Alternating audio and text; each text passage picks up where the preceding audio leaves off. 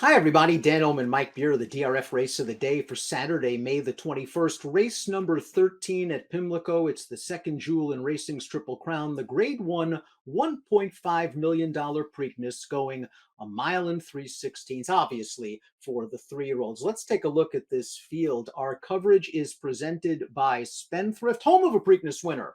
Chad Brown trained cloud computing to win the Preakness a few years ago. He's now home at Spendthrift. And speaking of Chad Brown, he has early voting in this race, Mike, a fresh horse with speed. Yeah, a horse that could have been in the Derby if they wanted to run him there, Dan. They elected to pass and wait for this race. Probably made the right call there. He's not facing a super strong field here. It's also a much shorter field. And maybe he can get control of the early pace in this race, Dan. All those things are positives for early voting.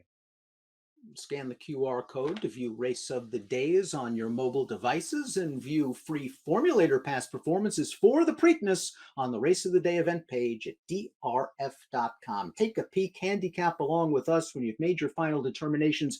Bet the Preakness card with DRF Bets with free formulator past performances.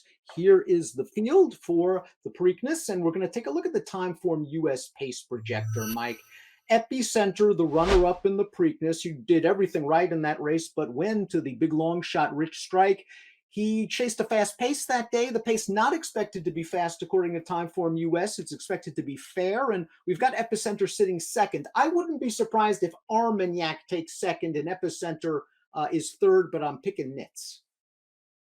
Yeah, Epicenter is a handy kind of horse. They can do whatever they want with them. And here, Dan, but him being in the race as very clearly the horse to beat in this Preakness. It's a great spot for this horse if he's ready to run as well as he has in his recent starts off of 2 weeks rest. And it's the other thing about him that just makes the apparent maybe pace advantage of a horse like early voting. To me, it just kind of nullifies it because Epicenter is not going to be compromised by the way this race is run. I understand why simplification, the number one, is last on the Timeform US pace projector. I mean, he fell far behind in the Derby, stumbled in the Fountain of Youth and came from out of it, but he is also versatile. And I think that if this pace is kind of moderate, John Velasquez is going to get out of there running and try to get a spot at least in mid-pack while saving valuable ground. If you didn't believe in simplification going into the Kentucky Derby, I think you have to admit he is a very good 3-year-old. He got a nice trip in the Derby, no doubt about it. Jose Ortiz found all the holes. He swung to the outside. He had a big look at it from behind that fast pace, and he just couldn't fire with the top three, but he ran well. I agree with all that stuff. He ran well in this race. If they don't go as fast in front of him, he doesn't have to be that far back. But it's good to know that if this pace does heat up, it's not going to bother simplification at all because he might actually even be better from off the pace, Dan, when they let him sit and make one run. So these things are all positives for simplification. He ran very well in the Derby. I have absolutely no knocks on him coming back in the Preakness, except that he'll probably take a little bit of money in here. And he was one of the horses outside of the favorite Epicenter that I didn't necessarily want too short a price on. One of the new faces in here is the number 2, Creative Minister, who's wheeling back on 2 weeks after a win at Churchill Downs. Usually that's the Derby winner in the Preakness. Creative Minister won a first-level allowance, his second consecutive victory, and his buyers just keep improving with each and every start. He's a well-bred son of Creative Cause. I think he's got a ton of upside potential, and I think he caught the right Preakness, didn't he? Yeah, I think all those things are true. It still might wind up just being too tough for him, Dan, but it's hard to argue with them wanting to run back in this race. It just didn't come up that strong. Outside of the first and fourth finishers from that Derby 2 weeks ago, really nobody else showed up. So it's a good spot for Creative Minister. I personally think he's run well in all 3 of his starts. We'll see if how well he stacks up at this stage of the game. He might be a horse you want to keep an eye on down the road. Of course, Rich Strike pulled off the Kentucky Derby victory at 80-1. You might get similar odds even in this short field on the number 3, Fenwick, who was last in the Grade 1 Bluegrass, the one and only time he's faced winners. His only lifetime victory came in gate-to-wire fashion over a wet track at Tampa. He's tough to like off that Bluegrass line. He did run against Zandon, who ran very well to be third in the Derby. Yeah, I mean, I guess the key to Fenwick might just be, Dan, whether he's going to be able to get forward in this race, because the only time he's run, anything even close to a good race was 2 back at Tampa when he broke his maiden, where they just put blinkers on him, put him on the lead, and he never looked back with an 88 buyer in the Bluegrass. And I'm not going to defend his performance, but he broke awkwardly from the gate. They put him to a ride to try to get forward. He could not get there. He had to steady on the first turn. And then once he lost position at that point, basically his day was over. And he is certainly bred for this distance. He's by Curlin out of a Malibu Moon mare. Secret Oath is the number 4. The filly takes on the boys, and the filly took on the boys in the Arkansas Derby, and she ran just fine to be third that day. She got back in with fillies last time out in the Kentucky Oaks, and she was a very likable winner with a 94 Beyer speed figure. There was a good pace on for her, but Secret Oath has this really nice push button acceleration that I don't really think even these colts have. And when she makes that move, that is a very dangerous move. And I'm expecting Luis Saez to utilize that move entering the second turn here. Yeah, and she might get a pace in front of her again in this race, Dan. There's a real chance that I feel like this pace gets heated up a little bit, and that helps Secret Oath. Just ran really, really well in the Kentucky Oaks last time. She got a good trip, but she was also much the best that day. Overall, her form has been excellent. Her Arkansas Derby, she had some excuses. I mean, I'm not going to sit here and say that she was best that day and was unlucky not to win, but she had some excuses, and maybe she gets a better trip this time and can do a little bit better. But she's going to have to do that because this isn't a great field, but it's still a good field. Early voting is the number 5, Jose Ortiz, aboard for Chad Brown. This is the expected pace setter, and he proved he could go fast early and keep on going when he won the 1.125 Withers in only his second lifetime start over a muddy track. Now, it wasn't the greatest field in the world, although Ho did come back and shock the Rebel. He last ran in the Wood Memorial. We're going to watch that race going a 1.125, and Jose Ortiz got early voting right to the front, and it took a great ride from Mo Donegal, who's just in behind him right now, to deny early voting. Both the top 2 finishers ran well. Yeah, Mo Donegal was just better than early voting in this race, considering how the trips played out. Obviously, Mo Donegal did get a good ride from Azario, but he was still much the best in here. And that being said, Mo Donegal came back and ran really well in the Derby, Dan. So early voting was defeated by a really good horse there.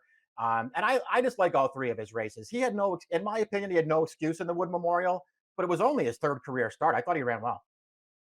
Big class test for the number 6 Happy Jack, the number 7 Armagnac. Happy Jack is multiple graded stakes placed, although he was beaten double-digit lengths in both the San Felipe and the Santa Anita Derby.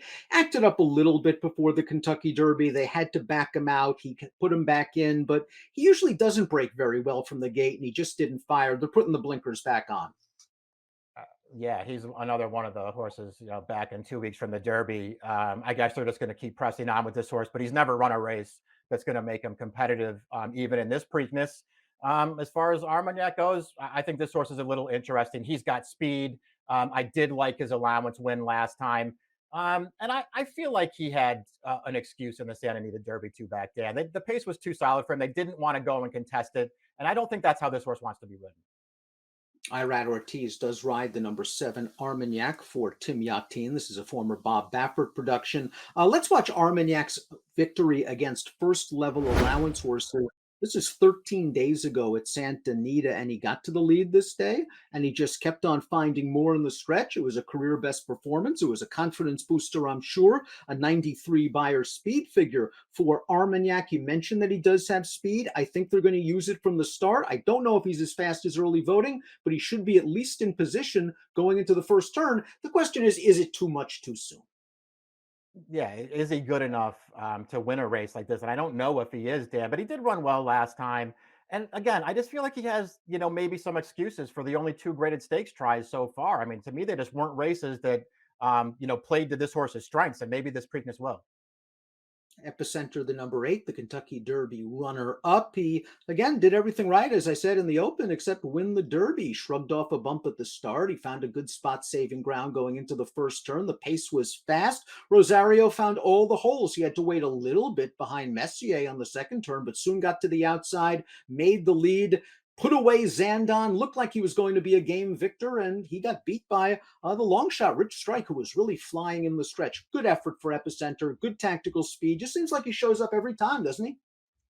Yeah, he does. I mean, he ran great in the Derby, and it's unfortunate that he wasn't able to hold on there because to me, he ran the best race by far. He's a standout in this field on any of his last 3 performances. If he shows up with one of those, he's probably just going to win this race. I guess the only concern would be, Dan, is he going to show up and run as well 2 weeks out of that Derby where, listen, let's face it, he ran hard basically from start to finish in there, keeping after a fast pace. So we'll see if it affects him at all. I feel like the benefits for Epicenter is leading up to that Derby. He didn't really have hard prep races. You know, the Risen Star was not hard on him where he was loose on a slow pace. The Louisiana Derby wasn't hard on him where he just sat a perfect trip against some overmatched horses. So maybe he can bounce right out of that Derby and run as well 2 weeks later. And completing this year's Preakness field is the number 9, Skippy Longstocking, going out for trainer Safi Joseph. This colt has improved with each and every start. He was third in the Wood Memorial last time out. We saw that video. Mo Donegal, early voting, ran 1-2. This horse ran just fine. He continues to improve. He's got to find even more if he's to upset this Preakness. One more step forward for this horse. I thought he ran pretty well in the Wood though, Dan. He was always on the outside. We saw the replay there, the 1-2 finishers, both right up the rail. This horse was on the outside. I thought he ran well, a step in the right direction.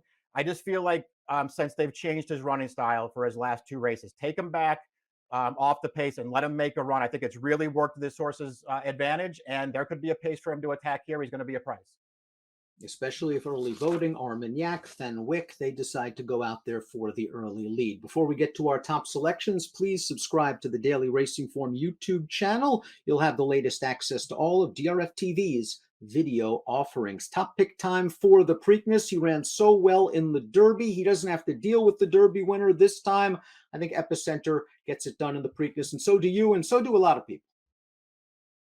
Yeah, he's just way the horse to beat. And again, unless you're worried about him coming back on 2 weeks, we'll see how that affects this horse. If it doesn't affect him, he's probably just going to win. I'm going to use him on top, Dan, and I'm going to stay away from the other short prices on the morning line. And I'm going to try to get Creative Minister and Skippy Longstocking in there with the favorite. I have the same strategy, just with one different horse. I want to try to get Creative Minister, the number 2, into the number. I do think Armagnac is improving with each and every start. Just curious to see what sort of trip he's going to work out. But we're both going with Epicenter in the Preakness. 8294 for Mike, 8721 for me. Our Preakness coverage is presented by Spendthrift.